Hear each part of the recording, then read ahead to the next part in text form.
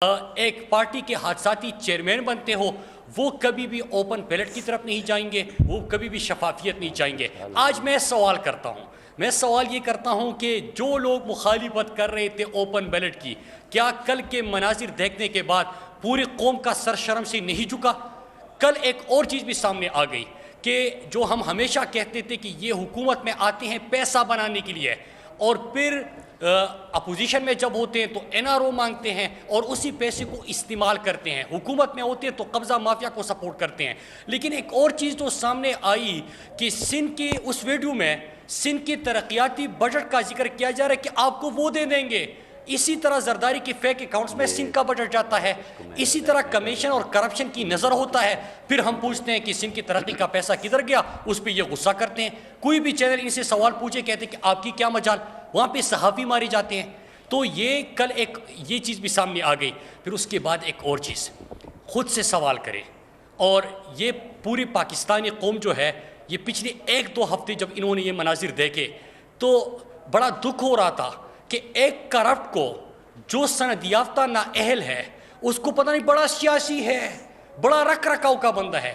اب یہ سیاسی کیسے ہیں کہ زرداری کہ سویس بینکوں میں جو پیسہ پڑا ہوا ہے، سویس حکام کو خط لکھنا تھا، سپریم کورٹ کے کہنے پہ نہیں لکھا گیا، نااہل ہوا، ان کے معیار پہ پورا اترا۔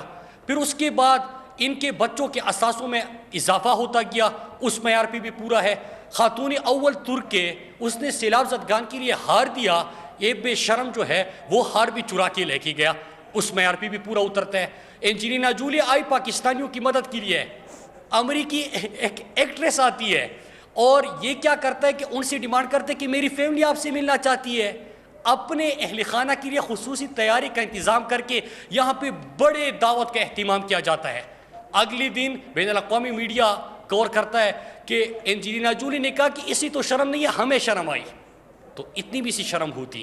پھر اس کے بعد آپ نے یہ بھی دیکھا کہ ڈرون حملوں کے حوالے سے جو تضاد موقف تھا، لیکن یہاں پہ بات ہو رہی تھی رکھ رکھاؤ کا بندہ ہے۔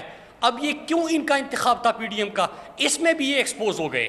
اس لیے ان کا انتخاب تھا کہ این آر او لیگ، جو این آر او مانگ کے جن کو نہیں ملا، فیٹ اپ کی قانون سازی کے وقت انہوں نے تحریر این آر او مانگا، ان کو نہیں ملا، جو اس میں بینیفیشری ہونے تھے، اس میں زرداری، نواز شریف، شہباز شریف، خورشید شاہ کے سب میں یوسف رضا گیلانی بھی تھا۔ تو این آر او مانگنے والا پی ڈی ایم کا امیدوار بنے گا، کرپشن، کرپٹ ہونا، کک بیکس کرنا، وہ ان کا امیدوار بنے گا، ہار چرانے والا، توشخانہ کی گاڑیاں چرانے والا، زرداری کی نظر کرنے والا، ان کی سہولت کار بننے والا۔ میں سوچ رہا تھا آج ان کو تھوڑی سی شرم آئی ہوگی کل کے بعد، تو ارشد شریف صاحب نے جو ویڈیوز وہ سامنے لے کے آیا ہے، اس کے بعد اتنی سی تو شرم ہوگی کہ آج یہ گیلانی بھی نہیں دکھائی دے گا، فرزند زرداری بھی نہیں دکھائی دے گا، پیپلز پارٹی اور پی ڈی ایم کا کوئی بندہ بھی دکھائی نہیں دے گا۔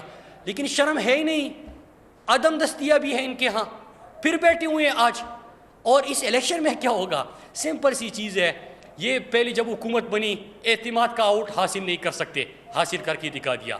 پہلا بجٹ پاس نہیں کر سکتے، نمبر پورے نہیں ہے، کر کے دکھا دیا۔ پھر کہا گیا کہ فیٹ اپ کی قانون سازی کے وقت کہ ملک کو ان کی وجہ سے گرے لسٹ میں گیا تھا، بے شک گرے لسٹ میں چلا جائے ہم ووٹ تب دیں گے، این آر او دے رہے، این آر او بھی نہیں دیا، وہ فیٹ اپ کا قانون سازی بھی ہو گئی۔ پھر اس کے بعد بجٹ آیا، پھر یہ بات کی گئی، پھر کہا کہ پشاور میں تاریخی جلسے کریں گے، ناکام ہو گیا، لاہور میں ناری پاکستان بنیں گے، شرم ہی نہیں ہے، ناکام ہو گئے۔ پھر اس کے بعد اب یہ واویلا چھوڑ دیا کہ گیلانی آ رہا ہے، پتہ نہیں کرپٹ ایک بندہ، اس کو کوریج بھی مل رہی ہے، اس کے اوپر باتیں بھی ہو رہی ہیں۔ ہم کدھر جا رہے ہیں؟ خود سے سوال کریں، اب اپنے بچوں کو کیا دکھا رہے ہیں؟ کم از کم ایک والد اتنا تو سوچتا ہے کہ اگر یہ کرپٹ تھا، اپنے بچوں کو وہ دور رکھتا ہے۔ انہوں نے بچوں کو، نواز شریف نے بھی بچوں کے ناموں پہ اثاثے بنائے، زرداری نے بھی بچوں کو ڈائریکٹرز کمپنی کے لگائے، پھر اس طرح یوسف رضا گیلانی نے اپنے بچوں کو ان چیزوں کے اوپر لگا دیا۔ ہم یہاں پہ کن لوگوں کے اوپر بات کرتے ہیں؟ آج شام کے بعد کیا ہوگا؟ پہلے رونا دھونا ہوگا، پھر یہاں پہ الزامات لگیں گے، پھر ایک نیا چورن بیچنے کی تیاری کریں گے، پھر یہاں پہ ایک تماشا لگ جائے گا اور اس تماشے کے اوپر پھر بحث ہوگی۔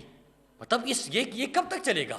اس چیز کو ختم ہونا چاہیے۔ اور جو کل چیزیں سامنے آئی ہے، میرے خیال سے اس کے بعد تو ان کا تھوڑی سی بھی شرم ہونا کہ سندھ کی ترقی کا بجٹ آپ کدھر لگاتے ہو؟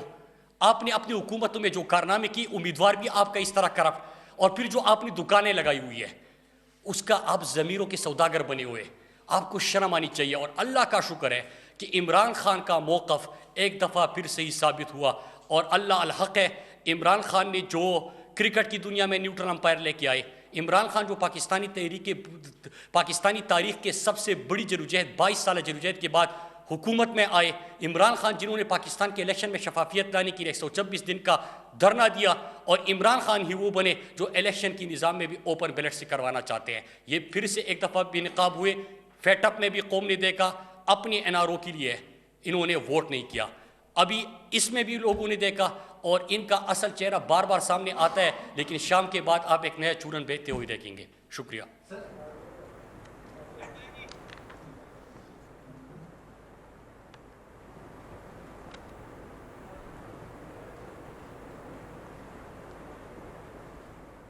شارٹ کٹ سے جو آتے ہیں وہ کبھی بھی اصلاحات نہیں چاہیں گے، وہ اسی نظام کے اوپر دعوے وعدے تو کریں گے، لیکن جب اصل وقت آئے گا، جو ہم آئینی ترمیم لے کے آئے، جو سپریم کورٹ ہم گئے اور ان کے دلائل آپ نے سنے، وہ پھر کیا کہیں گے؟ اس طرح راہ فرار اختیار کریں گے۔